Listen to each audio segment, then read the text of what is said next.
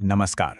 आज हम एक बहुत ही ज़रूरी सवाल की तह तक जाने वाले हैं कि अपनी पूरी क्षमता को अनलॉक कैसे करें और जो लक्ष्य हम तय करते हैं उन्हें हकीकत में कैसे बदलें। ये एहसास शायद हम सबने कभी ना कभी महसूस किया है ना? किसी काम की शुरुआत तो होती है बड़े जोश खरोश से, लेकिन कुछ ही दिनों में वो आग जैसे ठंडी पड़ने लगती है। रास्ता मुश्किल लगने लगता है और हम बीच में ही रुक जाते हैं। सवाल ये है कि आखिर ऐसा होता क्यों है? असल में ना समस्या इच्छा की कमी की है ही नहीं। प्रॉब्लम ये है कि जिसे हम अपना लक्ष्य समझ रहे हैं वो असल में सिर्फ एक अधूरा सपना है और बस यहीं से सारा खेल बदल जाता है। तो चलिए सबसे पहले इसी बहुत जरूरी फर्क को समझते हैं कि एक सपने और एक लक्ष्य में आखिर अंतर होता क्या है। देखिए, सपना क्या है? सपना सोचने में बहुत अच्छा लगता है ना? एक अच्छी सी फीलिंग देता है। लेकिन लक्ष्य वो चीज है जो सीने में एक आग की तरह जलता है, जो चैन से बैठने ही नहीं देता। सपना कह सकते हैं आंखों में बसता है, पर लक्ष्य वो तो रगों में दौड़ता है। और जब तक ये फर्क साफ नहीं होता ना, तब तक सारी मेहनत, सारी कोशिशें दिशाहीन ही रहती हैं। और यहीं से एक बिल्कुल साफ, एक क्रिस्टल क्लियर उद्देश्य की शक्ति सामने आती है। इसे ऐसे समझिए कि ये वो बुनियाद है, वो फाउंडेशन है जिस पर हर बड़ी कामयाबी की इमारत खड़ी होती है।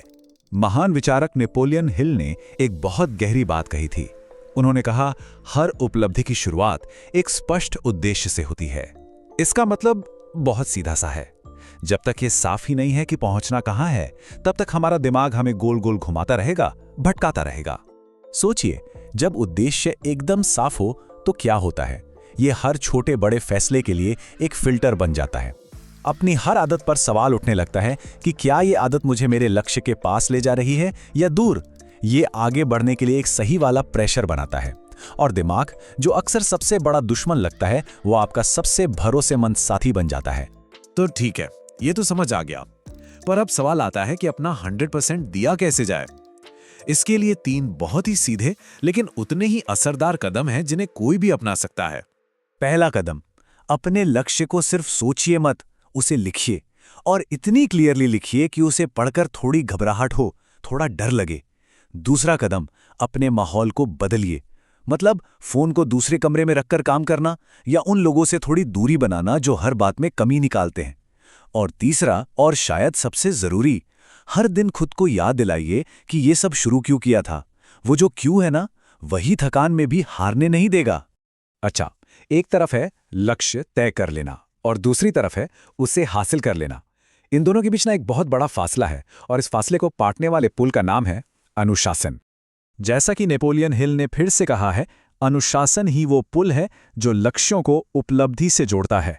अब सोचिए, अगर ये पुल कमजोर हो तो मंजिल सामने होते हुए भी सारी मेहनत बेकार जा सकती है और इंसान हमेशा के लिए बीच रास्ते में ही अटका रह जाता है। तो अनुशासन का असल मतलब क्या है? इसका सीधा सा मतलब है खुद से किए वादे निभाना। मतलब अगर सुबह 5 बजे उठने का वादा किया है तो अलार्म बजते ही उठ जाना, चाहे मन कुछ भी कहे। जब ऐसा होने लगता है तो धीरे धीरे खुद पर भरोसा मजबूत होता है और उन चीजों को ना कहने की हिम्मत आती है जो लक्ष्य के रास्ते में रुकावट बनती हैं। एक बात तो तय है, इस रास्ते पर डर तो हमेशा रहेगा। फेल होने का डर, लोग क्या कहेंगे इसका डर, ये सब आएगा। लेकिन असली सवाल ये नहीं है कि डर है या नहीं। असली सवाल तो ये है कि उस डर को खुद पर हावी होने दिया जाता है या नहीं।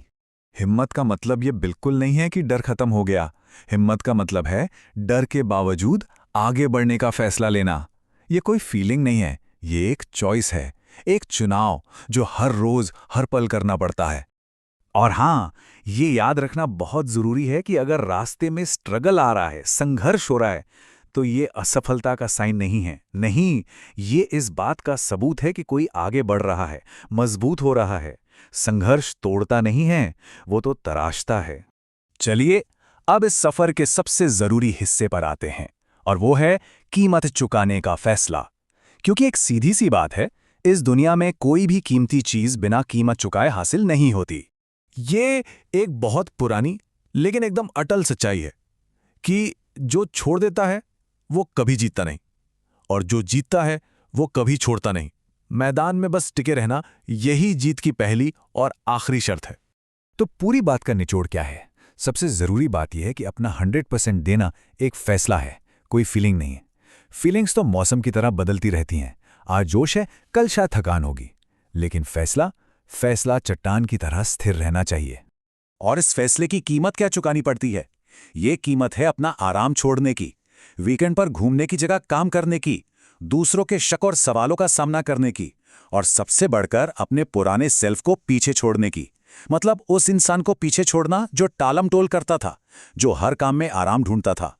तो अब आखिरी सवाल खुद से पूछने का है, क्या कोई उस इंसान में बदलने के लिए तैयार है जो अपने लक्ष्य के लायक हो?